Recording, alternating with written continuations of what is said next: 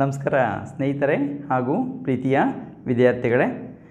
ದ್ವಿತೀಯ PUC ಸಮಾಜಶಾಸ್ತ್ರ ವಿಷಯಕ್ಕೆ ಸಂಬಂಧಪಟ್ಟಂತೆ ನಾವು ಈ ಒಂದು ವಿಡಿಯೋದಲ್ಲಿ ಭಾರತೀಯ ಸಮಾಜದ ನಿರ್ಮಾಣ ಮತ್ತು ಜನಸಂಖ್ಯಾಶಾಸ್ತ್ರ ಈ ಒಂದು ವಿಷಯಕ್ಕೆ ಸಂಬಂಧಪಟ್ಟಂತೆ ಬರುವಂತಹ ಬಹು ಆಯ್ಕೆಯ ಪ್ರಶ್ನೆಗಳು, ಹಾಗೆ ಬಿಟ್ಟ ಸ್ಥಳ ತುಂಬುವಂಥ ಪ್ರಶ್ನೆಗಳು, ಹಾಗೆ ಹೊಂದಿಸಿ ಬರೆಯುವಂಥ ಪ್ರಶ್ನೆಗಳನ್ನ ನೋಡ್ತಾ ಹೋಗೋಣ. ಈ ಒಂದು ಸಾಮಾನ್ಯವಾಗಿ ಪ್ರಶ್ನೆ ಪತ್ರಿಕೆಯಲ್ಲಿ ಬಹು ಆಯ್ಕೆಯ ಪ್ರಶ್ನೆಗಳು, ಬಿಟ್ಟ ಸ್ಥಳ ತುಂಬುವಂಥ ಪ್ರಶ್ನೆಗಳು 1 ಅಂಕ, 2 ಅಂಕ, 5 ಅಂಕ ಮತ್ತು 10 ಅಂಕದ ಪ್ರಶ್ನೆಗಳು ಬರ್ತವೆ. ಈ ಒಂದು ವಿಡಿಯೋದಲ್ಲಿ ಕೆಲವು ಅಂಶಗಳಿಗೆ ಮಾತ್ರ ಸೀಮಿತವಾದಂತೆ ನಾನು ನಿಮಗೆ ವಿಷಯಗಳನ್ನು ತಿಳಿಸಲಿಕ್ಕೆ ಬಂದಿದ್ದೇನೆ. ಮುಂದಿನ ಒಂದು ವಿಡಿಯೋದಲ್ಲಿ ಇತರೆ ಪ್ರಶ್ನೆಗಳನ್ನ ನೋಡ್ತಾ ಹೋಗೋಣ ಅಂತ ಹೇಳ್ತಾ, ನಾನು ನಿಮ್ಮ ಸ್ನೇಹಿತ ಸ್ವಾಮಿಗೌಡ HK ಉಪನ್ಯಾಸಕನಾಗಿ ಕಾರ್ಯವನ್ನು ನಿರ್ವಹಿಸ್ತಿದ್ದೀನಿ. ಇಲ್ಲಿ ಈಗ ನಾವು ನೋಡುವಂಥದ್ದು ದ್ವಿತೀಯ PUCಯ ಸಮಾಜಶಾಸ್ತ್ರ ವಿಷಯಕ್ಕೆ ಸಂಬಂಧಪಟ್ಟಂಥ ಭಾರತೀಯ ಸಮಾಜದ ನಿರ್ಮಾಣ ಮತ್ತು ಜನಸಂಖ್ಯಾಶಾಸ್ತ್ರ ಏನಿದೆ ಅದರಲ್ಲಿ ಬರುವಂಥ ಮೊದಲಿಗೆ ನಾವು ಬಹು ಆಯ್ಕೆಯ ಪ್ರಶ್ನೆಗಳನ್ನ ನೋಡ್ತಾ ಹೋಗೋಣ. ಇಲ್ಲಿ ಮೊದಲಿಗೆ ಇರುವಂಥ ಒಂದು ಬಹು ಆಯ್ಕೆಯ ಪ್ರಶ್ನೆಗಳಲ್ಲಿ ನೀವು ಗಮನಿಸ್ಬೋದು, ಸರಿಯಾದ ಉತ್ತರವನ್ನು ಆರಿಸಿ ಬರೆಯಿರಿ ಅಂತ ಇದೆ. ಇಲ್ಲಿ ಸರಿಯಾದ ಉತ್ತರವನ್ನು ಆರಿಸಿ ಬರೆಯಿರಿ ಅಂತ ಅಂದಾಗ ಕೆಲವು ಆಯ್ಕೆಗಳನ್ನ ಕೊಟ್ಟಿರ್ತಾರೆ. ವಿದ್ಯಾರ್ಥಿಗಳು ಅದ್ರಲ್ಲಿ ಸರಿಯಾದಂಥ ಉತ್ತರವನ್ನು ಆಯ್ಕೆ ಮಾಡಿ ಬರೀಬೇಕಾಗುತ್ತೆ. ಇಲ್ಲಿ ಮೊದಲನೇ ಒಂದು ಪ್ರಶ್ನೆ ನೋಡುವಂಥದ್ದು, ಯಾವ ವರ್ಷವನ್ನು ಜನಸಂಖ್ಯಾ ವಿಭಜಕ ವರ್ಷವೆಂದು ಪರಿಗಣಿಸಲಾಗಿದೆ? ಇದಕ್ಕೆ 4 ಆಯ್ಕೆಗಳಿದೆ. ಇಲ್ಲಿ ಗಮನಿಸ್ಕೊಳ್ಳಿ. 1911, 1931, 1921, 2021. ಇದಕ್ಕೆ ಸರಿಯಾದಂಥ ಉತ್ತರ ಆಪ್ಷನ್ ಸಿ 1921 ಏನಿದೆ ಇದು ಸರಿಯಾದಂಥ ಉತ್ತರ ಆಗಿದೆ. ಹಾಗೆ ಎರಡನೇ ಪ್ರಶ್ನೆಗೆ ಹೋದಾಗ, ಭಾರತ ಸಂವಿಧಾನದ 8ನೇ ಅನುಸೂಚಿಯ ಪ್ರಕಾರ ಎಷ್ಟು ಭಾಷೆಗಳನ್ನು ಅಧಿಕೃತ ಭಾಷೆಗಳೆಂದು ಘೋಷಿಸಲಾಗಿದೆ ಅಂತ ಇದೆ. 15, 25, 18, 22 ಆಯ್ಕೆಗಳನ್ನು ನೀಡಲಾಗಿದೆ. ಸರಿಯಾದಂಥ ಉತ್ತರ ಇದಕ್ಕೆ 22 ಭಾಷೆಗಳು. ಡಿ ಆಯ್ಕೆ ಸರಿಯಾಗಿದೆ. ಹಾಗೆ ಮೂರನೇ ಪ್ರಶ್ನೆ ನೋಡುವಾಗ, ಭಾರತವನ್ನು ಪ್ರವೇಶಿಸಿದ ಮೊದಲ ಯುರೋಪಿಯನ್ ವಸಾಹತುಶಾಹಿ ಯಾವುದು ಅಂತ ಇದೆ. ಇದಕ್ಕೆ ನಾವು ಆಯ್ಕೆಗಳನ್ನ ನೋಡಿದಾಗ ಪೋರ್ಚುಗೀಸರು, ಇಂಗ್ಲೀಷರು, ಡಚ್ಚರು, ಹಾಗೆ ಅರಬರು ಅಂತ ಇದೆ. ಇದಕ್ಕೆ ನಾವು ಸರಿಯಾದ ಉತ್ತರವನ್ನು ನೋಡಿದಾಗ ಆಪ್ಷನ್ ಎ ಪೋರ್ಚುಗೀಸರು ಭಾರತಕ್ಕೆ ಬಂದಂಥ ಮೊದಲ ಬ್ರಿಟಿಷ್ ಒಂದು ಯುರೋಪಿಯನ್ ವಸಾಹತುಶಾಹಿಗಳಾಗಿದ್ದಾರೆ. ಹಾಗೆ ನಾಲ್ಕನೇ ಒಂದು ಪ್ರಶ್ನೆ, ಕನ್ನಡ ಎಂಬುದು ಯಾವ ಭಾಷಾ ಸಮೂಹಕ್ಕೆ ಸೇರಿದ್ದು? ಹಲವಾರು ಭಾಷಾ ಸಮೂಹಗಳಿದೆ, ಅದಕ್ಕೆ ಕನ್ನಡ ಎಂಬುದು ಯಾವ ಭಾಷಾ ಸಮೂಹಕ್ಕೆ ಸೇರಿದೆ ಅಂದಾಗ ಅಲ್ಲಿ ನಾವು ಭಾಷಾ ಸಮೂಹಗಳು ನೋಡಿದಾಗ European, Indo Aryan, Dravidian, Tibeto Burman ಅಂತ ಒಂದು ಸಮೂಹಗಳಿದೆ. ಇದರಲ್ಲಿ ಕನ್ನಡ ಎಂಬುದು ದ್ರವಿಡಿಯನ್ ಭಾಷಾ ಸಮೂಹಕ್ಕೆ ಸೇರಿದೆ. ನಾವು ಇದರಲ್ಲಿ ಬರುವಂಥ ತೆಲುಗು, ತಮಿಳು ಇರ್ಬೋದು, ಹಾಗೆ ಮಲಯಾಳಂ, ಕನ್ನಡ ಇವೆಲ್ಲವೂ ಕೂಡ ದ್ರಾವಿಡ ಭಾಷೆಗಳಿಗೆ ಸೇರ್ತವೆ. ಈ ಒಂದು ಭಾಷಾ ಸಮೂಹಕ್ಕೆ ಕನ್ನಡವೂ ಕೂಡ ಸೇರುವಂಥದ್ದನ್ನು ನಾವು ಗಮನಿಸ್ತೇವೆ. ಹಾಗೆ ಐದನೇ ಪ್ರಶ್ನೆ, ಸಿಖ್ ಧರ್ಮದ ಸಂಸ್ಥಾಪಕ ಅಂತ ಇದೆ. ಇದಕ್ಕೆ ನಾವು 4 ಆಯ್ಕೆಗಳಿದೆ. ಗೌತಮ ಬುದ್ಧ, ಗುರುನಾನಕ್, ಮಹಾವೀರ, ಮೊಹಮ್ಮದ್ ಪೈಗಂಬರ್ ಅಂತಿದೆ. ಇದಕ್ಕೆ ಸರಿಯಾದಂಥ ಉತ್ತರ ನೋಡಿದಾಗ ಆಪ್ಷನ್ ಬಿ ಗುರುನಾನಕ್ ಸರಿಯಾದಂಥ ಉತ್ತರ ಆಗಿದೆ. ಹಾಗೆ ನಾವು 6ನೇ ಪ್ರಶ್ನೆ ನೋಡಿದಾಗ, 2011ರ ಜನಗಣತಿಯ ಪ್ರಕಾರ ಭಾರತದ ಲಿಂಗಾನುಪಾತ ಎಷ್ಟಿತ್ತು, ಸೆಕ್ಸ್ ರೇಷಿಯೋ ಎಷ್ಟಿತ್ತು ಅಂತ ನೋಡಿದಾಗ 840, 1040, 740, 940 ಅಂತ ಇದೆ. ಅಲ್ಲಿ ಸರಿಯಾದಂಥ ಉತ್ತರ ಆಪ್ಷನ್ ಡಿ 940 ಸರಿಯಾದಂಥ ಉತ್ತರ ಆಗಿದೆ. ಹಾಗೆ 6ನೇ ಪ್ರಶ್ನೆ ನೋಡುವಂಥದ್ದು ಆದ ನಂತರದ 7ನೇ ಪ್ರಶ್ನೆ, ಭಾರತ ಸರ್ಕಾರ ಕರ್ನಾಟಕದ ಯಾವ ಜಿಲ್ಲೆಯನ್ನು ಬೇಟಿ ಪಡಾವೋ ಬೇಟಿ ಬಚಾವೋ ಕಾರ್ಯಕ್ರಮಕ್ಕೆ ಆಯ್ಕೆ ಮಾಡಿಕೊಂಡಿದೆ ಅಂತ ಇದೆ. ನೋಡಿ, ಇದಕ್ಕೆ 4 ಆಯ್ಕೆಗಳಿದೆ. ಬೆಂಗಳೂರು, ಮೈಸೂರು, ಧಾರವಾಡ, ವಿಜಯಪುರ ಅಥವಾ ಬಿಜಾಪುರ ಅಂತ ಇದೆ. ನೋಡಿ, ಇದಕ್ಕೆ ನಾವು ಸರಿಯಾದಂಥ ಉತ್ತರವನ್ನು ಗುರುತಿಸಿದಾಗ ಆಪ್ಷನ್ ಡಿ ವಿಜಯಪುರ ಏನಿದೆ ಇದು ಸರಿಯಾದಂಥ ಉತ್ತರ ಆಗಿದೆ. ಹಾಗೆ 8ನೇ ಪ್ರಶ್ನೆ ನೋಡುವಂಥದ್ದು, ಮಕ್ಕಳ ಲಿಂಗಾನುಪಾತದಲ್ಲಿ ಅತ್ಯಂತ ಕಡಿಮೆ ಇರುವಂಥ ರಾಜ್ಯ ಯಾವುದು ಅಂತ ಇದೆ. ಇದಕ್ಕೆ 4 ಆಯ್ಕೆಗಳಿದೆ, ಗಮನಿಸಿ. ಪಂಜಾಬ್, ಕರ್ನಾಟಕ, ಸಿಕ್ಕಿಂ, ಕೇರಳ ಅಂತ ಇದೆ. ಇದಕ್ಕೆ ಸರಿಯಾದಂಥ ಉತ್ತರ ಯಾವುದು ಅಂತಂದಾಗ ಆಪ್ಷನ್ ಎ ಪಂಜಾಬ್ ಇದು ಸರಿಯಾದಂಥ ಉತ್ತರ ಆಗಿದೆ. ವಿದ್ಯಾರ್ಥಿಗಳು ಇದನ್ನು ಗಮನ ಇಟ್ಕೋಬೇಕು. ತುಂಬ ಸಲ ಎಕ್ಸಾಮ್ಗಳಲ್ಲಿ ಕೇಳಿರುವಂಥ ಪ್ರಶ್ನೆಗಳು. ಹಾಗೆ 9ನೇ ಪ್ರಶ್ನೆ, 2011ರ ಜನಗಣತಿಯ ಪ್ರಕಾರ ಕರ್ನಾಟಕದ ಯಾವ ಜಿಲ್ಲೆಯು ಹೆಚ್ಚು ಜನಸಾಂದ್ರತೆಯನ್ನು ಹೊಂದಿದೆ? ಹೆಚ್ಚು ಜನಸಾಂದ್ರತೆ ಅಂತ ನಮಗೆ ಅಂದ ತಕ್ಷಣ ಆಯ್ಕೆಗಳು ಯಾವುದೇ ಇರಲಿ ನೋಡಿದ ತಕ್ಷಣ ಗೊತ್ತಾಗ್ಬಿಡುತ್ತೆ. ಬೆಂಗಳೂರಿನಲ್ಲಿ ಜನ ತುಂಬಿ ತುಳುಕ್ತಿರ್ತಾರೆ. ಹಾಗಾಗಿ ಅಲ್ಲಿ ಹೆಚ್ಚು ಜನಸಾಂದ್ರತೆ ಅಂದರೆ ಒಂದು ಕಿಲೋಮೀಟರ್ ವ್ಯಾಪ್ತಿಯಲ್ಲಿ, ಒಂದು ಚದರ ಕಿಲೋಮೀಟರ್ ವ್ಯಾಪ್ತಿಯಲ್ಲಿ ಇರೋದು ಜನಸಂಖ್ಯೆ ತುಂಬ ಜಾಸ್ತಿ ಇರುವಂಥದ್ದು ನಾವು ಗಮನಿಸ್ಬೋದು. ಹಾಗಾಗಿ ಅದು ಹೆಚ್ಚು ಜನಸಂಖ್ಯೆಯನ್ನು ಹೊಂದಿದೆ. ಹಾಗೆ 10ನೇ ಪ್ರಶ್ನೆ, ಯಾವ ವರ್ಷ ಭಾರತದಲ್ಲಿ ಮೊದಲ ಬಾರಿಗೆ ಜನಗಣತಿ ಮಾಡಲಾಯಿತು ಅಂತಿದೆ. ನೋಡಿ, ಇದಕ್ಕೆ 4 ಆಯ್ಕೆಗಳಿದೆ. ಆ 4 ಆಯ್ಕೆಗಳನ್ನ ಗಮನಿಸ್ಕೊಳ್ಳಿ. ಸರಿಯಾದಂಥ ಉತ್ತರ ಯಾವುದು ಅಂತಂದಾಗ ಆಪ್ಷನ್ ಬಿ 1867ರಿಂದ 1872ರವರೆಗೆ ಮೊದಲ ಜನಗಣತಿಯನ್ನು ಮಾಡಲಾಗುತ್ತೆ. ನೋಡಿ, ಆನಂತರದಲ್ಲಿ ನಿಯಮಿತವಾಗಿ 10 ವರ್ಷಕ್ಕೊಮ್ಮೆ 1881ರಿಂದ ಪ್ರಾರಂಭ ಆಗುತ್ತೆ. ಆದರೆ ಮೊದಲ ಜನಗಣತಿ ಮಾಡಿದ್ದು 1867ರಿಂದ 1872ರವರೆಗೆ. ಹಾಗೆ 11ನೇ ಪ್ರಶ್ನೆ, ಯಾವ ದೇಶ ಮೊದಲ ಬಾರಿಗೆ ಕುಟುಂಬ ಯೋಜನೆ ಕಾರ್ಯಕ್ರಮವನ್ನು ಅಳವಡಿಸಿಕೊಂಡಿದೆ? ಇದಕ್ಕೆ ನಾವು ಸರಿಯಾದ ಉತ್ತರ ನೋಡಿದಾಗ ಆಪ್ಷನ್ ಸಿ ಭಾರತ. ನೋಡಿ, ಇದು ಕುಟುಂಬ ಯೋಜನೆ ಅಳವಡಿಸ್ಕೊಂಡಂಥ ಮೊದಲ ದೇಶ. 1952ರಲ್ಲೇ ಈ ಒಂದು ಇದನ್ನು ಅಳವಡಿಕೆ ಮಾಡ್ಕೊಳ್ಳೋಂಥ ಕೆಲಸವನ್ನು ಮಾಡುತ್ತೆ. ಹಾಗೆ 12ನೇ ಪ್ರಶ್ನೆ, 2011ರ ಜನಗಣತಿ ಪ್ರಕಾರ ಕರ್ನಾಟಕದ ಯಾವ ಜಿಲ್ಲೆಯು ಕಡಿಮೆ ಸಾಕ್ಷರತೆಯಿಂದ ಕೂಡಿದೆ?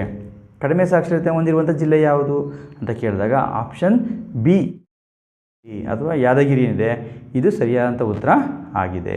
ಹಾಗೆ 13ನೇ ಪ್ರಶ್ನೆ, 2011ರ ಜನಗಣತಿಯ ಪ್ರಕಾರ ಕರ್ನಾಟಕದ ಯಾವ ಜಿಲ್ಲೆಯು ಕಡಿಮೆ ಜನಸಂಖ್ಯೆಯನ್ನು ಹೊಂದಿದೆ? ಯಾವ ಜಿಲ್ಲೆಯಲ್ಲಿ ಕಡಿಮೆ ಜನಸಂಖ್ಯೆ ಇದೆ?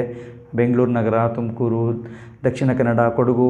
ನೋಡಿದಾಗ ನಿಮಗೆ ತುಂಬ ಸುಲಭವಾಗಿ ಗೊತ್ತಾಗುತ್ತೆ.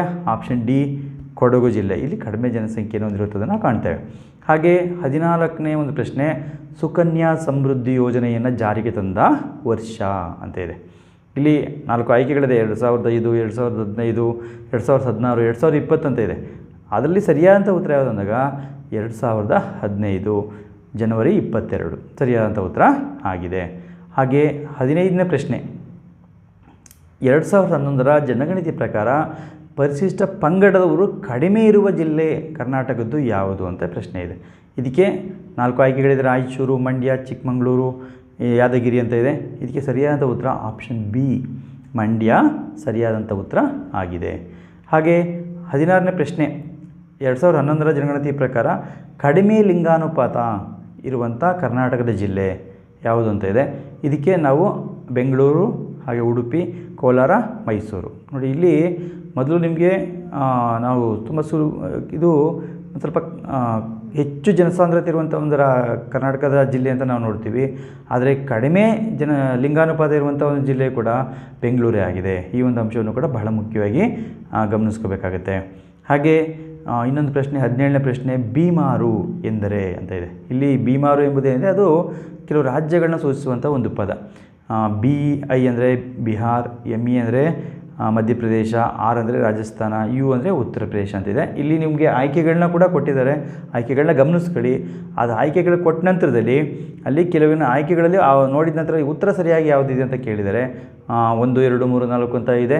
ಅವುಗಳನ್ನ ಗಮನಿಸ್ಕೊಳ್ಳಿ. ಗಮನಿಸಿದಾಗ ಸರಿಯಾದಂಥ ಉತ್ತರ ಯಾವುದು ಅಂತಂದರೆ ಇದಕ್ಕೆ ಆಪ್ಷನ್ ಎ ಮಾತ್ರ ಸರಿಯಾದಂಥ ಉತ್ತರ ಆಗಿದೆ. ಅಂದರೆ ಬಿಹಾರ, ಮಧ್ಯಪ್ರದೇಶ, ರಾಜಸ್ಥಾನ, ಉತ್ತರ ಪ್ರದೇಶ, ಆಪ್ಷನ್ ಎ ಒಂದೇನಿದೆ ಅದು ಸರಿಯಾದಂಥ ಉತ್ತರ ಆಯ್ಕೆ ಆಗಿದೆ. ಹಾಗೆ 18ನೇ ಒಂದು ಪ್ರಶ್ನೆ, ಭಾರತದ ಲಿಂಗಾನುಪಾತ ಇಳಿಕೆಗೆ ಕಾರಣಗಳೆಂದರೆ ಅಂತಿದೆ. ನೋಡಿ, ಭಾರತದಲ್ಲಿ ಲಿಂಗಾನುಪಾತ ಸೆಕ್ಸ್ ರೇಷಿಯೋ ಕಡಿಮೆ ಆಗಲಿಕ್ಕೆ ಏನು ಕಾರಣ ಅಂತ ಅಂದಾಗ 4 ಹೇಳಿಕೆಗಳಿದೆ, ಗಮನಿಸ್ಕೊಳ್ಳಿ. ಗಂಡು ಸಂತತಿಯ ಬಯಕೆ, ಹೆಣ್ಣು ಮಕ್ಕಳ ಪೋಷಣೆಯಲ್ಲಿ ನಿರ್ಲಕ್ಷ್ಯತೆ, ಹಾಗೆ ಪಿತೃಪ್ರಧಾನ ಸಂಸ್ಕೃತಿ, ಪ್ರಸವದ ಪೂರ್ವ ಲಿಂಗಪತ್ತೆ ಅಂತ ಇದೆ. ಇದಕ್ಕೆ ಈ 4 ಆಯ್ಕೆಗಳಲ್ಲಿ ಸರಿಯಾದಂಥ ಉತ್ತರ ಯಾವುದು ಅಂದಾಗ 4 ಹೇಳಿಕೆಗಳಿದೆ. ಆ ಹೇಳಿಕೆಗಳು ಗಮನಿಸಿದಾಗ ಎ ಮಾತ್ರ ಸರಿಯಾಗಿದೆಯಾ, ಬಿ ಮತ್ತು ಸಿ ಸರಿಯಾಗಿದೆಯಾ, ಎ ಮತ್ತು ಡಿ ಸರಿಯಾಗಿದೆಯಾ, ABCD 4 ಸರಿಯಾಗಿದೆಯಾ ಅಂತ ನಾವು ಕಂಡುಹಿಡಿಯಬೇಕು. ಇಲ್ಲಿ ನೋಡಿದಾಗ ನಾನು ಹಿಂದೆ ನಿಮಗೆ ಅದನ್ನು ತೋರಿಸ್ದೆ. ಅವುಗಳನ್ನ ಗಮನಿಸಿದಾಗ ಇಲ್ಲಿ ಆಪ್ಷನ್ 4 ಏನಿದೆ ಅದು ಸರಿಯಾಗಿದೆ. ಅಂದರೆ ABCD ಏನಿದೆ ಅವು 4 ಕೂಡ ಸರಿಯಾದಂಥ ಕಾರಣಗಳು ಕರ್ನಾಟಕದಲ್ಲಿ ಆ ಒಂದು ಲಿಂಗಾನುಪಾತ ಕಡಿಮೆ ಆಗಲಿಕ್ಕೆ. ಹಾಗೆ 19ನೇ ಪ್ರಶ್ನೆ, ಹಿಂದೂ ಮತ್ತು ಇಸ್ಲಾಂ ಧರ್ಮಗಳ ಕೆಲವು ಅಂಶಗಳನ್ನ ಪಡೆದು ಬೆಳೆದಂಥ ಧರ್ಮ ಯಾವುದು ಅಂದಾಗ ಜೈನ, ಬೌದ್ಧ, ಸಿಖ್, ಪಾರ್ಸಿ ಅಂತ ಇದೆ. ಇದಕ್ಕೆ ಸರಿಯಾದಂಥ ಉತ್ತರ ಆಪ್ಷನ್ ಸಿ ಸಿಖ್ ಧರ್ಮ. ಅದು ಹಿಂದೂ ಧರ್ಮ ಮತ್ತು ಇಸ್ಲಾಂ ಧರ್ಮದಲ್ಲಿಂದ ಕೆಲವು ಕೆಲವು ಅಂಶಗಳನ್ನ ಪಡ್ಕೊಂಡು ಬೆಳೆದಿರುವಂಥ ಒಂದು ಧರ್ಮ.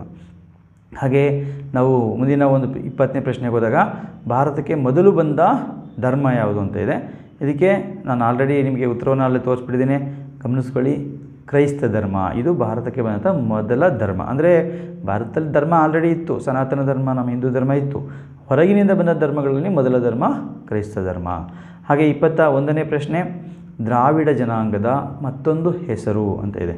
ಅನ್ನಿಗ್ರೀಟೋ, ಮೆಡಿಟರೇನಿಯನರು, ನಾರ್ಡಿಕ್, ಮಂಗೋಲಾಯ್ಡ್ ಅಂತ ಇದೆ. ಇವೆಲ್ಲವೂ ಕೂಡ ಭಾರತದಲ್ಲಿರುವಂಥ ಜನಾಂಗೀಯ ಸಮೂಹಗಳು. ಅದರಲ್ಲಿ ದ್ರಾವಿಡ ಜನಾಂಗದ ಮತ್ತೊಂದು ಹೆಸರು ಯಾವುದು ಅಂತಂದಾಗ ಅದು ಮೆಡಿಟರೇನಿಯನ್ನರು ಎಂಬುದು ಸರಿಯಾದಂಥ ಉತ್ತರ ಆಗಿದೆ. ಅದನ್ನು ಗಮನಿಸ್ಕೋಬೇಕಾಗುತ್ತೆ. ಹಾಗೆ ನಾವು ಮುಂದಿನ ಒಂದು ವಿಭಾಗದಲ್ಲಿ ಕೆಳಗಿನ ಒಂದು ಆವರಣದಲ್ಲಿ ಕೊಟ್ಟಿರುವಂಥ ಸರಿಯಾದ ಉತ್ತರಗಳನ್ನ ಆರಿಸಿ ಬರೀಬೇಕಾಗತ್ತೆ. ಇದು ಬಿಟ್ಟ ಸ್ಥಳ ತುಂಬುವಂಥ ಪ್ರಶ್ನೆಗಳಾಗಿರ್ತವೆ. ಕೆಲವು ಬಿಟ್ಟ ಸ್ಥಳಗಳು ಕೊಟ್ಟಿರ್ತಾರೆ, ಅವುಗಳನ್ನ ಆರಿಸಿ ಸರಿಯಾದಂಥ ಒಂದು ಉತ್ತರವನ್ನು ಬರೀಬೇಕಾಗುತ್ತೆ. ಇಲ್ಲಿ ನೀವು ಗಮನಿಸ್ಕೊಳ್ಳಿ, ಕೆಲವು ಆಯ್ಕೆಗಳನ್ನ ಕೊಡಲಾಗಿದೆ. ಆ ಆಯ್ಕೆಗಳನ್ನ ಪಾಸ್ ಮಾಡಿ ಬೇಕಾದ್ರೆ ಬರ್ಕೊಳ್ಳಿ ಅಥವಾ ಅವು ನೆನಪಿಟ್ಕೊಳ್ಳಿ.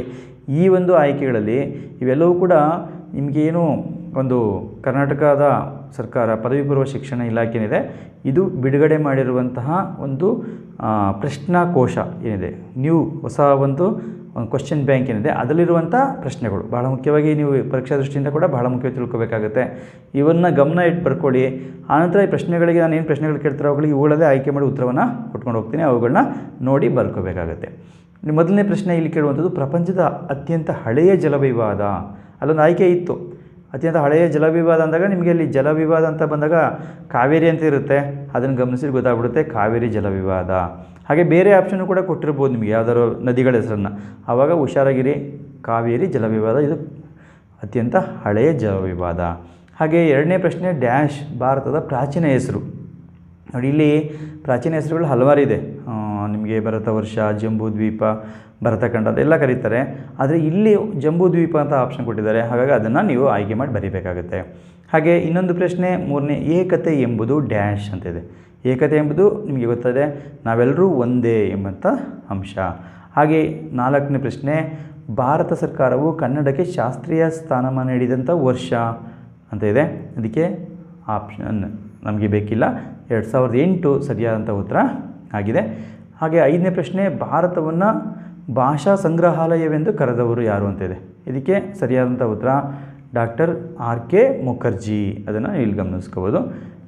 ನೆಕ್ಸ್ಟ್ ಪ್ರಶ್ನೆ, 1977ರಲ್ಲಿ ಕುಟುಂಬ ಯೋಜನೆಯನ್ನು ಡ್ಯಾಶ್ ಎಂದು ಮರುನಾಮಕರಣ ಮಾಡಲಾಯಿತು. ಇದ್ರ ಬಗ್ಗೆ ನಿಮ್ಗೆ ಆಗಲೇ ನಾನು ಹೇಳಿದೆ, ಮೊದಲೇ ಗಮನಿಸಿ ಗೊತ್ತಾಗುತ್ತೆ. 1952ರಲ್ಲಿ ಕುಟುಂಬ ಯೋಜನೆಯನ್ನು ಜಾರಿಗೆ ತರಲಾಗುತ್ತೆ.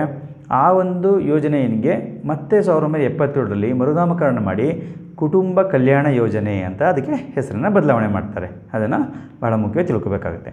ಹಾಗೆ 7ನೇ ಪ್ರಶ್ನೆ, ಭಾರತಕ್ಕೆ ಕ್ರೈಸ್ತ ಧರ್ಮವನ್ನು ಪರಿಚಯಿಸಿದವರು ಡ್ಯಾಶ್ ಅಂತ ಇದೆ. ಇದಕ್ಕೆ ಸರಿಯಾದಂಥ ಉತ್ತರ ಸಂತ ಥಾಮಸ್ ಮತ್ತು ಸಂತ ಬಾರ್ತೋಲೋಮ್ಯೋ. ಇವರು ಭಾರತಕ್ಕೆ ಕ್ರೈಸ್ತ ಧರ್ಮವನ್ನು ಒಂದು ಪರಿಚಯ ಮಾಡುವಂಥ ಕೆಲಸ ಮಾಡ್ತಾರೆ. ಹಾಗೆ 8ನೇ ಒಂದು ಪ್ರಶ್ನೆ, ಡೆಮೋಗ್ರಫಿ ಎಂಬ ಪದವನ್ನು ಪರಿಚಯ ಮಾಡಿದವರು. ಇದಕ್ಕೆ ಸರಿಯಾದಂಥ ಉತ್ತರ ಅಚಿಲ್ ಗಿಲಿಯಾರ್ಡ್. ಅವರು ಡೆಮೋಗ್ರಫಿ ಎಂಬ ಪದವನ್ನು ಪರಿಚಯ ಮಾಡ್ತಾರೆ 1855ರಲ್ಲಿ. ಅದ್ರ ಬಗ್ಗೆ ಕೂಡ ಪ್ರಶ್ನೆಗಳು ಬರ್ತವೆ. ಹಾಗೆ 9ನೇ ಪ್ರಶ್ನೆ, ಡ್ಯಾಶ್ ಎಂಬುದು ಸಿಂಧೂ ನಾಗರಿಕತೆಯ ಮುಖ್ಯವಾದ ಬಂದರು ಅಂತ ಇದೆ. ನೋಡಿ, ಇದಕ್ಕೆ ನಾವು ಸರಿಯಾದಂಥ ಉತ್ತರ ನೋಡಿದಾಗ ಲೋಥಾಲ್, ಇದು ಸರಿಯಾದಂಥ ಉತ್ತರ. ಗುಜರಾತ್ನಲ್ಲಿ ಇದೆ. ಇದು ಸಿಂಧೂ ನಾಗರಿಕತೆಯ ಸಮಯದಲ್ಲಿದ್ದಂಥ ಒಂದು ಪ್ರಮುಖವಾದಂಥ ಬಂದರು ಲೋಥಾಲ್ ಎಂಬಂಥದ್ದು. ಹಾಗಾಗಿ ಅದನ್ನು ನೆನ್ಪಿಟ್ಕೊಳ್ಳಿ. ಹಾಗೆ ಭಾರತದ ಪ್ರಾಚೀನ ನಾಗರಿಕತೆ, ಭಾರತದಲ್ಲಿ ಬಹಳ ಮುಖ್ಯವಾದ ನಾಗರಿಕತೆ ನಮಗೆಲ್ಲ ಗೊತ್ತಿದೆ, ಸಿಂಧೂ ನಾಗರಿಕತೆ, ಅದೇ ಭಾರತದ ಪ್ರಾಚೀನ ನಾಗರಿಕತೆ. ಹಾಗೆ 11ನೇ ಪ್ರಶ್ನೆ, ಅತ್ಯಂತ ಪ್ರಾಚೀನ ವೇದಗಳು 4 ಅದರಲ್ಲಿ ಋಗ್ವೇದ, ಯಜುರ್ವೇದ, ಸಾಮವೇದ, ಅಥರ್ವಣ ವೇದ ಅಂತ ನಾವು ಕರಿತೇವೆ. ಅದನ್ನು ನೀವು ನೆನ್ಪಿಟ್ಕೊಂಡಿದ್ರೆ ತುಂಬ ಸುಲಭವಾಗಿ ಮೊದಲ ವೇದ ಯಾವುದು ಅಂತ ನಿಮಗೆ ಗೊತ್ತಿರುತ್ತೆ. ಮೊದಲ ವೇದ ಅಂತ ಕೇಳ್ಬೋದು, ಅಥವಾ ಪ್ರಾಚೀನ ವೇದ ಅಂದಾಗ ಅದು ಋಗ್ವೇದ. ಹಾಗೆ 12ನೇ ಪ್ರಶ್ನೆ, ದ್ವಿಜ ಎಂದರೆ ಅಂತಿದೆ. ದ್ವಿ ಅಂದರೆ 2 ಅಲ್ವಾ, ಜ ಅಂದರೆ ಜನಿಸಿದವು ಅಂದರೆ 2 ಸಲ ಹುಟ್ಟಿದವರು ಎಂಬ ಅರ್ಥವನ್ನು ಅದು ಕೊಡುತ್ತೆ. 13ನೇ ಪ್ರಶ್ನೆ, ಡ್ಯಾಶ್ ಜಿಲ್ಲೆಯು ಅತ್ಯಂತ ಹೆಚ್ಚಿನ ಪರಿಶಿಷ್ಟ ಪಂಗಡವನ್ನು ಹೊಂದಿದೆ. ಅತ್ಯಂತ ಕಡಿಮೆ ಯಾವುದು ಅಂತ ನಾನು ನೋಡಿದೆ, ನಿಮಗಾಗಲೇ ಹೇಳಿದೆ, ಮಂಡ್ಯ ಜಿಲ್ಲೆ. ಹಾಗೆ ಅತ್ಯಂತ ಹೆಚ್ಚಿನ ಪರಿಶಿಷ್ಟ ಪಂಗಡವನ್ನು ಹೊಂದಿರುವಂಥ ಜಿಲ್ಲೆ ಯಾವುದು ಅಂದಾಗ ರಾಯಚೂರು ಜಿಲ್ಲೆ. ಆಯಿತಾ. ನೆಕ್ಸ್ಟು 14ನೇ ಪ್ರಶ್ನೆ, 2011ರ ಜನಗಣತಿ ಪ್ರಕಾರ ಅತ್ಯಂತ ಕಡಿಮೆ ಲಿಂಗಾನುಪಾತ ಹೊಂದಿರುವಂಥ ಜಿಲ್ಲೆ ಯಾವುದು, ಲಿಂಗಾನುಪಾತದಲ್ಲಿ ಕಡಿಮೆ ಇರುವಂಥ ಜಿಲ್ಲೆ ಯಾವುದು ಅಂತ ಅಂದಾಗ ಅದು ನಾವು ಆಗಲೇ ನೋಡಿದ್ವಿ, ಅದು ಬೆಂಗಳೂರು ಜಿಲ್ಲೆ. ಇಲ್ಲಿ ನಿಮಗೆ ಅತ್ಯಂತ ಹೆಚ್ಚು ಲಿಂಗಾನುಪಾತ ಇರುವಂಥ ಒಂದು ಜಿಲ್ಲೆ ಯಾವುದು ಅಂತ ಕೇಳಿದ್ದಾರೆ. ಅದಕ್ಕೆ ಸರಿಯಾದಂಥ ಉತ್ತರ ಉಡುಪಿ. ಇದು ಸರಿಯಾದಂಥ ಉತ್ತರ ಆಗಿದೆ. ಉಡುಪಿಯಲ್ಲಿ ಅತ್ಯಂತ ಹೆಚ್ಚು ಲಿಂಗಾನುಪಾತ ಇದ್ದರೆ ಬೆಂಗಳೂರಿನಲ್ಲಿ ಕಡಿಮೆ ಲಿಂಗಾನುಪಾತ ಇದೆ. ಅವೆರಡನ್ನೂ ಕೂಡ ಬಹಳ ಮುಖ್ಯವಾಗಿ ನೀವು ಗಮನಿಸ್ಕೊಂಡು ತಿಳ್ಕೊಂಡಿರಬೇಕಾಗುತ್ತೆ. ಹಾಗೆ 15ನೇ ಪ್ರಶ್ನೆ, 2 ಮಹಾಕಾವ್ಯಗಳು ಡ್ಯಾಶ್ ಮತ್ತು ಡ್ಯಾಶ್ ಅಂತ ಇದೆ. ಇಲ್ಲಿ ನಮಗೆ ತುಂಬ ಸುಲಭವಾಗಿ ಗೊತ್ತು, ಭಾರತದಲ್ಲಿ ಪ್ರತಿಯೊಬ್ಬರಿಗೂ ಕೂಡ ಗೊತ್ತಿರುತ್ತೆ ಸಾಮಾನ್ಯವಾಗಿ, ರಾಮಾಯಣ ಮತ್ತು ಮಹಾಭಾರತ ಅವುಗಳು ಭಾರತದ ಮಹಾಕಾವ್ಯಗಳು. ಹಾಗೆ 16ನೇ ಪ್ರಶ್ನೆ, ಸಿಖ್ ಧರ್ಮದ ಸಂಸ್ಥಾಪಕ ಅಂತ ಇದೆ. ನೀವು ಗಮನಿಸ್ಕೊಳ್ಳಿ, ಅದಕ್ಕೆ ಸರಿಯಾದಂಥ ಉತ್ತರ ಗುರುನಾನಕ್ ಅವರು ಸಿಖ್ ಧರ್ಮದ ಸಂಸ್ಥಾಪಕರು. ಹಾಗೆ ನಾವು 17ನೇ ಪ್ರಶ್ನೆ ನೋಡುವಂಥದ್ದು, ಮುಂಡಾರಿ ಎಂಬುದು ಡ್ಯಾಶ್ ಭಾಷಾ ಸಮೂಹಕ್ಕೆ ಸೇರಿದೆ. ಹಲವಾರು ಭಾಷಾ ಸಮೂಹಗಳು ನಮಗೆ ಆಗಲೇ ಹೆಸರು ಹೇಳಿದೆ. ಅದರಲ್ಲಿ ಬರುವಂಥ ಆಸ್ಟ್ರಿಕ್ ಭಾಷಾ ಸಮೂಹಕ್ಕೆ ಈ ಮುಂಡಾರಿ ಎಂಬುದು ಸೇರಿರುವಂಥದ್ದು ನಾವು ಕಾಣ್ತೇವೆ. ಹಾಗೆ 18ನೇ ಪ್ರಶ್ನೆ, ರಾಷ್ಟ್ರೀಯ ಭಾವೈಕ್ಯತೆಯ ಸಮಿತಿಯು ಡ್ಯಾಶ್ ಅಧ್ಯಕ್ಷತೆಯಲ್ಲಿ ನಡೆಯಿತು ಅಂತಿದೆ. ಇದಕ್ಕೆ ಡಾಕ್ಟರ್ ಸಂಪೂರ್ಣಾನಂದ ಅವರ ಅಧ್ಯಕ್ಷತೆಯಲ್ಲಿ ನಡೆಯುತ್ತೆ. 1961ರಲ್ಲಿ ರಾಷ್ಟ್ರೀಯ ಭಾವೈಕ್ಯತಾ ಸಮಿತಿ ಸಭೆ ಸೇರುತ್ತೆ. ಅದು ಡಾಕ್ಟರ್ ಪೂರ್ಣಾನಂದ ಅವರ ಅಧ್ಯಕ್ಷತೆಯಲ್ಲಿ ಸಭೆ ಸೇರುತ್ತೆ, ಅದನ್ನು ನೆನ್ಪಿಟ್ಕೊಳ್ಳಿ. ಹಾಗೆ ಹಿಂದೂ ಎಂಬ ಪದವನ್ನು ಬಳಸಿದವರು ಅಂತ ಇದೆ. ಹಿಂದೂ ಎಂಬ ಪದ ಇದೆ, ಆ ಒಂದು ಪದವನ್ನು ಬಳಸಿದವರು ಯಾರು ಅಂತ ನಾವು ನೋಡಿದಾಗ ಅರಬ್ಬರು. ಇವರು ಹಿಂದೂ ಎಂಬ ಪದವನ್ನು ಬಳಸುವಂಥ ಕೆಲಸ ಮಾಡ್ತಾರೆ. ಹಾಗೆ 20ನೇ ಪ್ರಶ್ನೆ, ಡ್ಯಾಶ್ ಮತ್ತು ಡ್ಯಾಶ್ ಎಂಬುದು ಮುಸ್ಲಿಮರಲ್ಲಿರುವ 2 ಪಂಗಡಗಳು ಅಂತಿದೆ. ನಾವು ಹಲವಾರು ಬೇರೆ ಬೇರೆ ಧರ್ಮಗಳಲ್ಲಿ ಬೇರೆ ಬೇರೆ ಪಂಗಡಗಳಿದೆ. ಇಲ್ಲಿ ಮುಸ್ಲಿಮರಿರುವಂಥ ಧರ್ಮಗಳಲ್ಲಿ ಇರುವಂಥ ಪಂಗಡಗಳೊಂದೇ ಶಿಯಾ ಮತ್ತು ಸುನ್ನಿ, ಅವುಗಳನ್ನ ನೆನಪಿಟ್ಕೋಬೇಕು. ಹಾಗೆ 21ನೇ ಪ್ರಶ್ನೆ, ಭಾರತದಲ್ಲಿ ಒಟ್ಟು ಡ್ಯಾಶ್ ಧಾರ್ಮಿಕ ಸಮೂಹಗಳಿವೆ ಅಂತಿದೆ. ಇದಕ್ಕೆ ಸರಿಯಾದಂಥ ಉತ್ತರ 8 ಧಾರ್ಮಿಕ ಸಮೂಹಗಳಿವೆ. ಹಾಗೆ 22ನೇ ಪ್ರಶ್ನೆ, ಡೆಮೋಗ್ರಫಿ ಎಂಬ ಪದವನ್ನು ಡ್ಯಾಶ್ರಲ್ಲಿ ಪರಿಚಯಿಸಲಾಯಿತು. ನಿಮಗೆ ಅಚಿಲ್ ಗಿಲಿಯಾರ್ಡ್ ಅವರ ಬಗ್ಗೆ ಹೇಳಬೇಕಾದ್ರೆ ನಾನು ಆಗಲೇ ಹೇಳಿದೆ, 1855ರಲ್ಲಿ ಈ ಒಂದು ಪದವನ್ನು ಬಳಕೆ ಮಾಡಲಾಗುತ್ತೆ. ಹಾಗೆ ನಾವು ಮುಂದಿನ ಒಂದು ಇದರಲ್ಲಿ ಕೆಲವು ಬೇರೆ ಬೇರೆ ಚಿಕ್ಕ ಚಿಕ್ಕ ರೀತಿಯಲ್ಲಿ ಕೊಟ್ಟಿರುವಂಥ ಕೆಲವು ಬಿಟ್ಟಸರ ತುಂಬುವಂಥ ಪ್ರಶ್ನೆಗಳನ್ನ ನೋಡ್ತೇವೆ. ಅಲ್ಲಿ ನಿಮಗೆ ಹಲವಾರು ಆಪ್ಷನ್ ಕೊಟ್ಟು ಕೆಲವಾರು ಪ್ರಶ್ನೆಗಳು 20 ಪ್ರಶ್ನೆಗಳಿಗಿಂತ ಹೆಚ್ಚು ಪ್ರಶ್ನೆಗಳನ್ನ ಕೇಳಲಾಯಿತು. ಇಲ್ಲಿ ನಿಮಗೆ 5 ಒಂದು ಗುಂಪುಗಳಾಗಿ ಮಾಡಿ ಕೊಟ್ಟಿದ್ದೇನೆ, ಅವುಗಳನ್ನ ಗಮನಿಸ್ಕೊಳ್ಳಿ. ಈ ಚಾಪ್ಟರ್ ಬರುವಂಥದ್ದು ಶೂದ್ರ, 940, ವಿಜಯಪುರ, ನಾರ್ಡಿಕ್, ಶಿಯಾ ಅಂತ ಇದೆ ಆಯ್ಕೆಗಳು. ಇದಕ್ಕೆ ಪ್ರಶ್ನೆಗಳೇನಿರ್ಬೋದು, 2011ರ ಜನಗಣತಿ ಪ್ರಕಾರ ಭಾರತದ ಲಿಂಗಾನುಪಾತ ಎಷ್ಟಿತ್ತು ಅಂದಾಗ 940. ಇದು ಸರಿಯಾದಂಥ ಉತ್ತರ. ಹಾಗೆ 2ನೇ ಪ್ರಶ್ನೆ, ಬೇಟಿ ಪಡಾವೋ ಬೇಟಿ ಬಚಾವೋ ಕಾರ್ಯಕ್ರಮವನ್ನು ಅನುಷ್ಠಾನಗೊಂಡ ಕರ್ನಾಟಕದ ಜಿಲ್ಲೆ ಡ್ಯಾಶ್ ಅಂತ ಇದೆ. ಇದಕ್ಕೆ ನಿಮಗೆಲ್ಲ ಚೆನ್ನಾಗಿ ಗೊತ್ತು, ವಿಜಯಪುರ ಅಥವಾ ಬಿಜಾಪುರ ಜಿಲ್ಲೆ. ಹಾಗೆ ನಾವು ಆಪ್ಷನ್ ಬರೀಬೇಕಾಗತ್ತೆ. ಹಾಗೆ ನೆಕ್ಸ್ಟ್ ಪ್ರಶ್ನೆ, ವರ್ಣಗಳಲ್ಲಿ 1 ಅಂತ ಇದೆ. ಅಲ್ಲಿ ಆಪ್ಷನ್ ಒಂದೇ ಇತ್ತು, ಶೂದ್ರ ಅಂತ, ಹಾಗಾಗಿ ಅದನ್ನು ನೀವು ಬರೀರಿ. ಹಾಗೆ ನೆಕ್ಸ್ಟು ಇಸ್ಲಾಂ ಧರ್ಮದ ಒಂದು ಪಂಥ, ಅಲ್ಲಿ ಶಿಯಾ ಮತ್ತು ಸುನ್ನಿ ಅಂತ 2 ಪಂಥಗಳಿದೆ. ಇಲ್ಲಿ ಶಿಯಾ ಒಂದು ಆಪ್ಷನ್ ಇದ್ದುದರಿಂದ ಶಿಯಾ ಅದನ್ನು ಬರೀಬೇಕಾಗುತ್ತೆ. ಹಾಗೆ 5ನೇ ಪ್ರಶ್ನೆ, ಭಾರತೀಯ ಸಮಾಜದ ಮೇಲೆ ಹೆಚ್ಚು ಪ್ರಭಾವ ಬೀರಿದಂಥ ಜನಾಂಗೀಯ ಸಮೂಹ ಯಾವುದು ಅಂತ ಇದೆ. ಇದಕ್ಕೆ ಸರಿಯಾದಂಥ ಉತ್ತರ ನಾರ್ಡಿಕ್ ಜನಾಂಗೀಯ ಸಮೂಹ. ಆಯಿತಾ, ಅದನ್ನು ಬರೀಬೇಕು. ನೆಕ್ಸ್ಟ್ ಇನ್ನೊಂದು ನಾವು ಇದನ್ನು ನೋಡೋಣ. 1921 ಸಂತ ಥಾಮಸ್, ಕಾವೇರಿ ಜಲ ವಿವಾದ, ಭರತ ವರ್ಷ, ಸಿಂಧು ನಾಗರಿಕತೆ ಅಂತಿದೆ. ನೋಡಿ, ಇವುಗಳನ್ನ ನೋಡಿದಾಗ ಇವುಗಳಿಗೆ ಏನು ಪ್ರಶ್ನೆಗಳನ್ನ ಕೇಳ್ಬೋದು? ಭಾರತದ ಪ್ರಾಚೀನ ನಾಗರಿಕತೆ, ಇದು ನಾನು ಹಿಂದೆ ಹೇಳಿದ್ದೇನೆ, ತುಂಬ ಸುಲಭವಾಗಿ ಬರೀತೀರಿ. ಅದಕ್ಕೆ ಸರಿಯಾದಂಥ ಉತ್ತರ ಸಿಂಧು ನಾಗರಿಕತೆ. ಹಾಗೆ ಇನ್ನೊಂದು ಪ್ರಶ್ನೆ, ಭಾರತದ ಪ್ರಾಚೀನ ಹೆಸರು ಅಂತ ಇದೆ. ಇದಕ್ಕೆ ಇಲ್ಲಿ ಗಮನಿಸ್ಬೋದು, ನೀವು ಅಲ್ಲೇ ಗಮನಿಸಿದ್ದೀರಿ, ಭರತ ವರ್ಷ ಅಂತಿದೆ, ಅದು ಭಾರತದ ಒಂದು ಪ್ರಮುಖವಾದ ಹೆಸರು.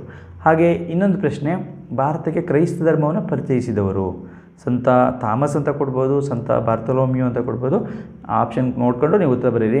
ಇಲ್ಲಿ ಸಂತ ಥಾಮಸ್ ಅಂತ ನಾನು ಕೊಟ್ಟಿದ್ದೇನೆ. ಹಾಗೆ 4ನೇ ಪ್ರಶ್ನೆ, ಭಾರತದ ಜನಸಂಖ್ಯಾ ವಿಭಜಕ ವರ್ಷ, ಇದನ್ನು ಹಿಂದೆ ಕೂಡ ಹೇಳಿದ್ದೇನೆ, 1921. ಹಾಗೆ 5ನೇ ಪ್ರಶ್ನೆ, ಪ್ರಪಂಚದ ಅತ್ಯಂತ ಹಳೆಯ ಜಲವಿವಾದ ಯಾವುದು ಅಂತ ಬಂದಾಗ ಅದು ಕಾವೇರಿ ಜಲವಿವಾದ. ಅದನ್ನು ಭಾಳ ಮುಖ್ಯವಾಗಿ ನೆನಪಿಟ್ಕೋಬೇಕಾಗುತ್ತೆ. ಹಾಗೆ ನಾವು ಇನ್ನೊಂದು ಸೆಟ್ಗೆ ಹೋಗೋಣ. ಇಲ್ಲಿ ಬಿಟ್ಟ ಸ್ಥಳ ತುಂಬುವಂಥ ಪ್ರಶ್ನೆಗಳಿಗೆ ಅವುಗಳು ನೋಡಿದಾಗ ಪಂಜಾಬ್, ಕನ್ನಡ, ಮಂಜುನಾಥ್ ಅದ್ದೆ, 973, ನಾವೆಲ್ಲರೂ ಒಂದೇ ಅಂತ 5 ಆಯ್ಕೆಗಳಿದೆ. ಸರಿಯಾದ ಪ್ರಶ್ನೆಗಳು ನೋಡೋಣ. ದ್ರಾವಿಡ ಭಾಷೆಗಳಲ್ಲಿ ಒಂದು ಒಂದೇ ಭಾಷೆ ಇರುವಂಥದ್ದು ಕನ್ನಡ. ಹಾಗೆ ಎರಡನೇ ಒಂದು ಪ್ರಶ್ನೆ, ಏಕತೆ ಎಂದರೆ, ಅದಕ್ಕೆ ಸರಿಯಾದಂಥ ಉತ್ತರ ನಾವೆಲ್ಲರೂ ಒಂದೇ. ಹಾಗೆ 2011 ಜನಗಣತಿಯ ಪ್ರಕಾರ ಕರ್ನಾಟಕದ ಲಿಂಗಾನುಪಾತ, ಕರ್ನಾಟಕದ್ದು ಕೇಳಿದಾಗ ಭಾರತದ್ದು 940, ಕರ್ನಾಟಕದ ಕೇಳಿದಾಗ 973, ಅದು ಸರಿಯಾದ ಉತ್ತರ ಆಗಿದೆ. ಹಾಗೆ 4ನೇ ಪ್ರಶ್ನೆ, ಒಡಲ ತುಡಿತಕ್ಕೆ ಕೇಡು ಕೃತಿಯನ್ನು ಬರೆದವರು ಮಂಜುನಾಥ ಅದ್ದೆ ಅವರು ಬರೆದಿರುವಂಥದ್ದು. ಹಾಗೆ 5ನೇ ಪ್ರಶ್ನೆ, ಕಡಿಮೆ ಲಿಂಗಾನುಪಾತ ಹೊಂದಿರುವಂಥ ರಾಜ್ಯ, ಈಗಾಗಲೇ ನಾನು ನಿಮಗೆ ಹೇಳಿದ್ದೀನಿ ಪಂಜಾಬ್, ಅದನ್ನು ತಿಳ್ಕೊಳ್ಳಿ. ನೆಕ್ಸ್ಟ್ ನಾವು ಮುಂದಿನ ಒಂದು ವಿಭಾಗದಲ್ಲಿ ಹೊಂದಿಸಿ ಬರೆಯುವಂಥ ಪ್ರಶ್ನೆಗಳನ್ನ ನೋಡ್ತಾ ಹೋಗೋಣ. ನೋಡಿ, ಇಲ್ಲಿ ಕೆಲವು ಪ್ರಶ್ನೆಗಳಿಗೆ ಪಟ್ಟಿ ಎ ಪಟ್ಟಿ ಬಿ ಕೊಟ್ಟಿರ್ತಾರೆ, ಅವುಗಳಲ್ಲಿ ಹೊಂದಿಕೆ ಆಗದಿರುವಂಥ ಅಂಶಗಳನ್ನ ಕೊಟ್ಟಿರ್ತಾರೆ, ಅವುಗಳನ್ನ ಸರಿಯಾಗಿ ಹೊಂದಿಸಿ ನಾವು ಬರೀಬೇಕಾಗುತ್ತೆ, ಈ ಅಂಶವನ್ನು ತಿಳ್ಕೊಬೇಕಾಗುತ್ತೆ. ಇಲ್ಲಿ ನಾವು ಮೊದಲನೇದು ನೋಡುವಂಥದ್ದು ಭಾಷಾ ಸಮೀಕ್ಷೆ, ಡೆಮೋಗ್ರಫಿ, ಜನಾಂಗೀಯ ವರ್ಗೀಕರಣ, ಹಾಗೆ ರಾಷ್ಟ್ರೀಯ ಭಾವೈಕ್ಯತೆ, ಒಡಲ ತುಡಿತಕ್ಕೆ ಕೇಡು ಅಂತ ಆಯ್ಕೆಗಳಿದೆ.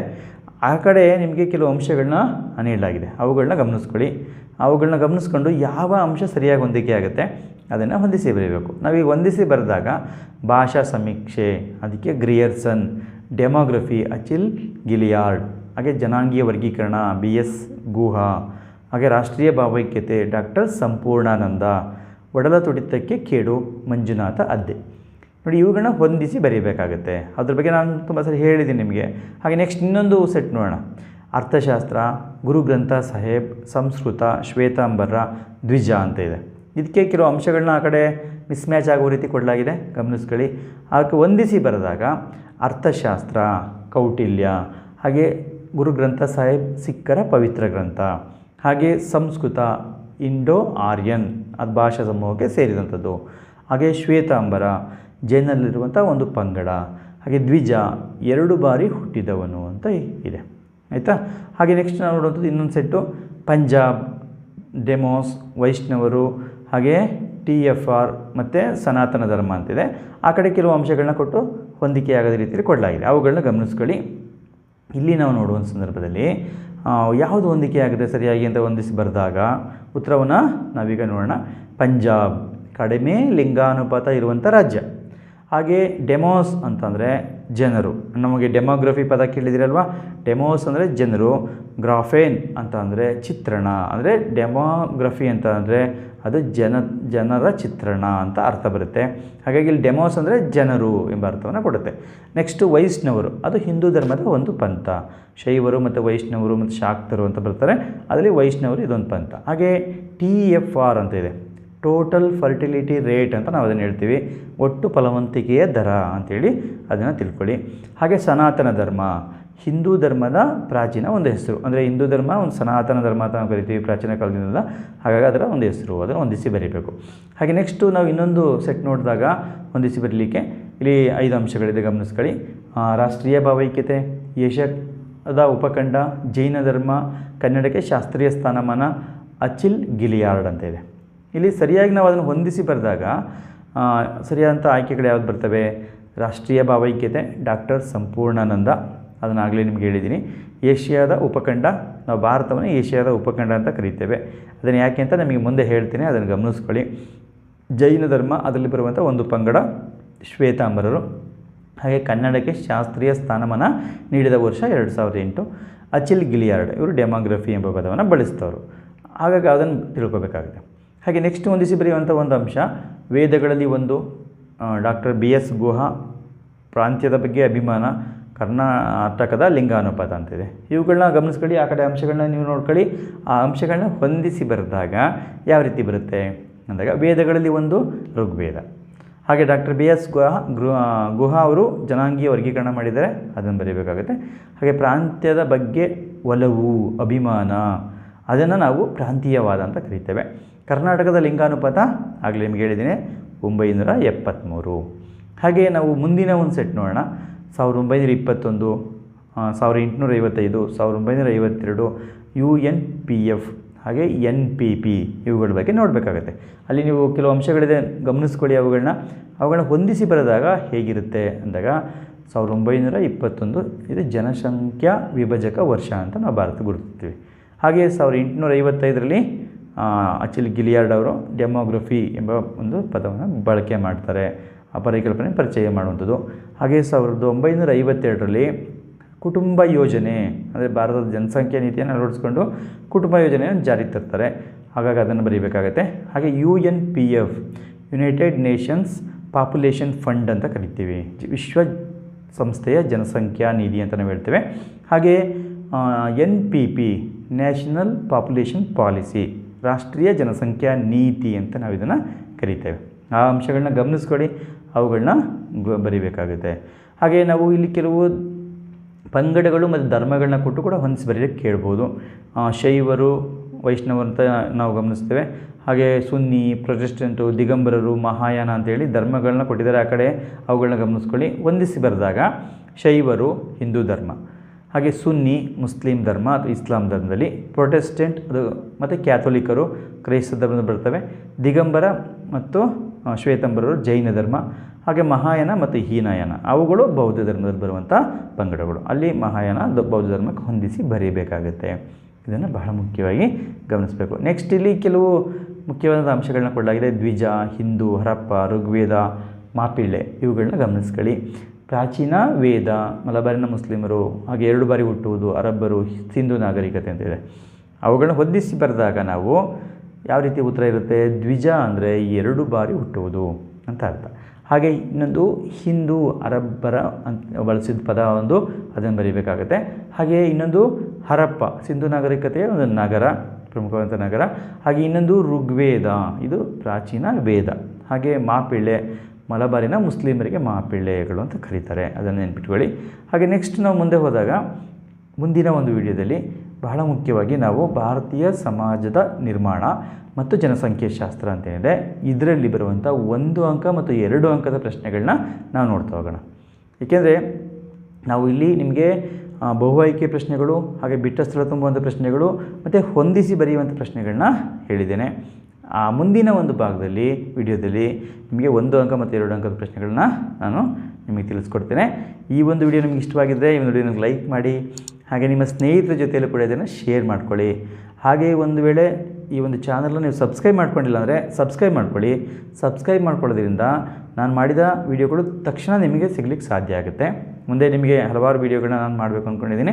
ಅಂಥ ವೀಡಿಯೋಗಳು ಮಾಡಿದ ತಕ್ಷಣ ನಿಮಗೆ ಅದು ಸಿಗಬೇಕು ಅಂದರೆ ಈ ಒಂದು ಚಾನಲ್ನ ನೀವು ಸಬ್ಸ್ಕ್ರೈಬ್ ಮಾಡ್ಕೋಬೇಕು. ಬೆಲ್ ಐಕಾನ್ ಪ್ರೆಸ್ ಮಾಡಿ ಅದನ್ನು ನೀವೇನು ಮಾಡಬೇಕು, ನೋಟಿಫಿಕೇಷನ್ನ ಆಲ್ ಅಂತ ಸೆಟ್ ಮಾಡ್ಕೋಬೇಕು. ಆವಾಗ ನಾನು ಮಾಡಿದ ತಕ್ಷಣ ವೀಡಿಯೋಗಳು ನಿಮಗೆ ನೋಟಿಫಿಕೇಷನ್ ಬರುತ್ತೆ, ನಿಮಗದು ಸುಲಭವಾಗಿ ಸಿಗಲಿಕ್ಕೆ ಸಾಧ್ಯ ಆಗುತ್ತೆ ಅಂತ ಹೇಳ್ತಾ ಈ ಒಂದು ವಿಡಿಯೋನ ಕೊನೆ ತನಕ ನೋಡಿದ್ದಕ್ಕಾಗಿ ಧನ್ಯವಾದಗಳು. ನಮಸ್ಕಾರ.